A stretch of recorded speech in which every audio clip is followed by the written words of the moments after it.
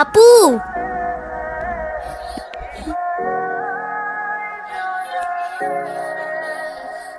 আপু তাড়াতাড়ি আয়, ঈশান ভাই আসছে। এনো, এটা তোমার জন্য। Thank you. দেখি কি? আমাকে দিছে না?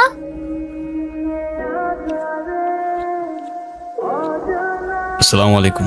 ওয়ালাইকুম আসসালাম, বসো। বাবা, ও ঈশান। হ্যাঁ, সে তো দেখলাম। কি করো তুমি? আমি এলএলবি-তে লাস্ট ইয়ারে আছি। ও, স্টুডেন্ট। তোমার উদ্দেশ্যটা কিন্তু আমি বুঝতে পারছি। জি স্যার।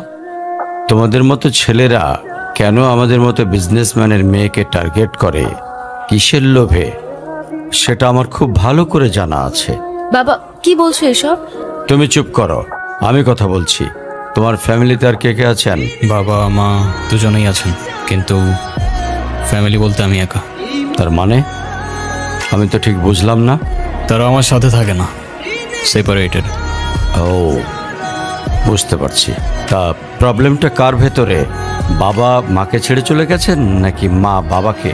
আপনি ঠিক কি মিন করতে চাচ্ছেন আমি ঠিক বুঝলাম না স্যার। আই মিন, ক্যারেক্টারের প্রবলেমটা কার ভেতরে ছিল, তোমার বাবার না মার? আরে সমস্যা তো আপনার ক্যারেক্টারে।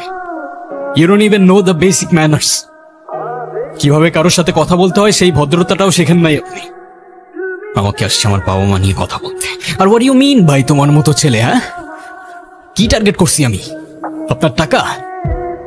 অবভিয়াসলি, তা নয় তো কি? আপনার হয়তো আমার ব্যাকগ্রাউন্ড সম্পর্কে ধারণা নেই স্যার। আপনাদের মতো সো কল্ড বিজনেসম্যান আমার বাবার অফিসের লাইন দিয়ে দাঁড়িয়ে থাকে। আমি এখানে আসছি শুধুমাত্র ওকে ভালোবাসি বলে, সেকেন্ড কোনো উদ্দেশ্য সমান নাই। তুমি তো একটা বেয়াদব। তোমার ক্যারেক্টার সম্পর্কে আমি খুব ভালো করে জানি। তুমি রাস্তাঘাটে মাস্তানি করো, আর তুমি কি করে ভাবলে যে তোমার মতো একটা স্কাউন্ডারের হাতে আমার মেয়েকে তুলে দেব? তো আপনার মেয়েরে কে বলছে আমার হাতে তুলে দিতে? আমি বলছি? বাসায় ডেকে আনছেন অপমান করতে। আপনার বাবা মাই তো আপনাকে ভদ্রতাটা শেখাইতে পারেনি। আপনি আসছেন আমায় জাজ করতে। বেরিয়ে যাও, এই মুহূর্তে আমার বাড়ি থেকে বেরিয়ে যাও। Get out! আপনি যদি মনে করেন আপনি চিৎকার করে আমাকে দমায় রাখতে পারবেন, then I can make more noise.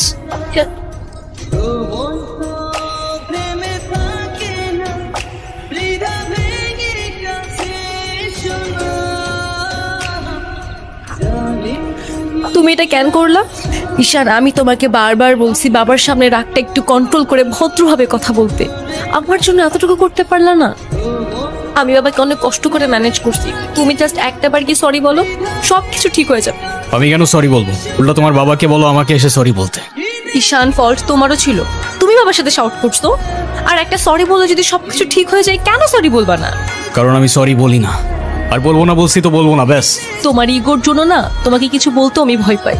সেদিন তুষার সাথে যা করছো, তারপর থেকে তোমাকে কোনো কিছু বলার সাহস পর্যন্ত আমি পাই না।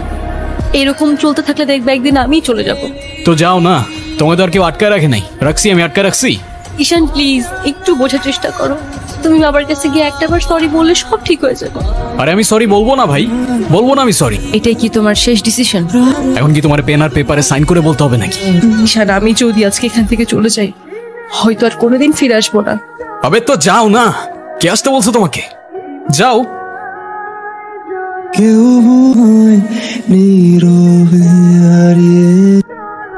এখন তুমি স্কুল বাঙ্ক করা স্টার্ট করেছো, আবার টিচারকে ফেক গার্ডিয়ানের সাইন দেখিয়েছো। এমনটা আমি তোমার কাছ থেকে কখনোই আশা করিনি নানু ভাই। ভাইরা, নানু ভাইকে সরি বলো।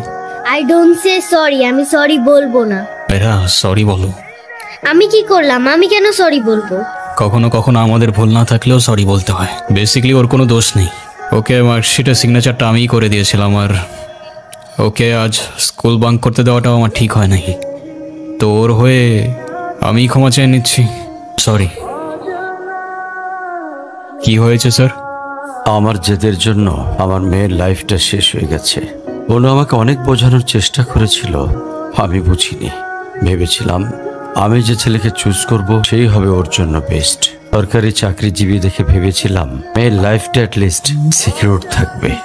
এটা ভাবিনি ভালো চাকরি থাকলেই ভালো মানুষ হয় না। তারপর পরে আমি আমার মেয়েকে আমার বাড়িতে নিয়ে চলে আসি। ওদের ডিভোর্সও হয়ে গেছে।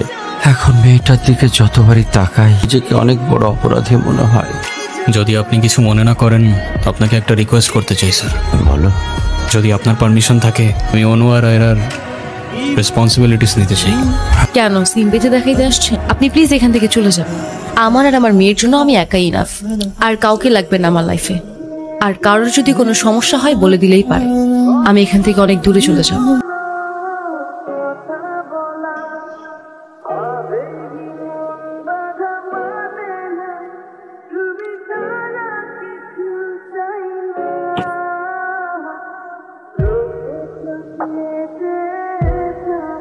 আজকে স্কুলে কেমন পড়াশোনা করলা বাবা? ভালো। টিফিন সবগুলা খাইছিলা? সব শেষ করছো তো? ঈশান, কেমন আছো তুমি? তোমাকে যে কত খুঁজছি আমি। তাই কেন আসেন এখানে বারবার? আপনাকে নাচতে নিষেধ করছি? প্লিজ চলে যান তো, আমাদেরকে একটু শান্তিতে থাকতে দেন।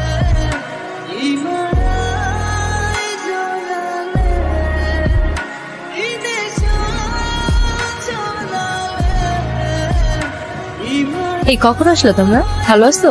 এই বেলুনগুলো উপরে লাগাও তো একটু। হো না, বেলুনগুলো কেমন হয়েছে ঠিক করো। আয়রা, তোমার মন খারাপ কেন? সবাই সেলফি তুলছে, তাড়াতাড়ি আসো। আমি যাব না, তুমি যাও। আয়রা চলো, কেক কাটার জন্য সবাই ওয়েট করতেছে। ঈশান কোথায়? ঈশানকে দিয়ে কি করবা তুমি? ও আসবে না। চলো বাবা, সবাই অনেকক্ষণ ধরে ওয়েট করতেছে, আসো। আমি যাব না, যাব না, যাব না। নেক্সট টাইম আমার সাথে শর্ট করে কথা বলবা না, মনে থাকে যেন। আয়রা,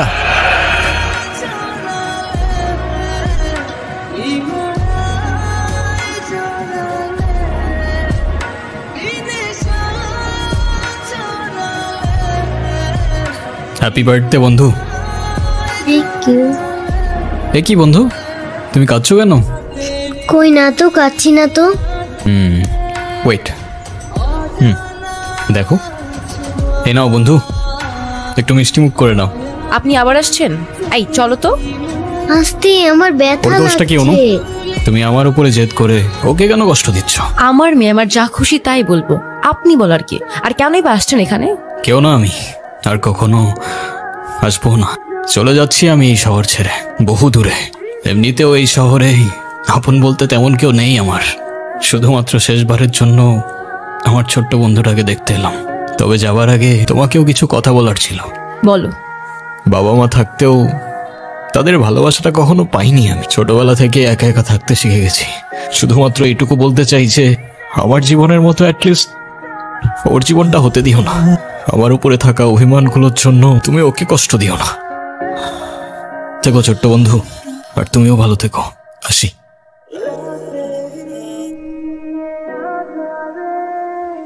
ঈশান,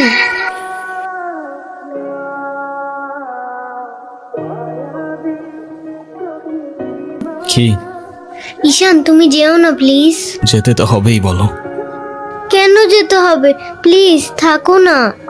থেকে আর কি করব বলো? এই শহরে তো আপন কেউ নেই আমার। কে বলেছে আপন কেউ নেই? আমি আছি না, তুমি আমার সাথে থেকে যাও। থেকে যাব? হ্যাঁ প্লিজ প্লিজ। ওকে বন্ধু, থেকে গেলাম। সত্যি? সত্যি। Pinky promise? Pinky promise. Happy Happy birthday birthday to to dear you. Ayra. Happy birthday Happy to birthday. dear Ira.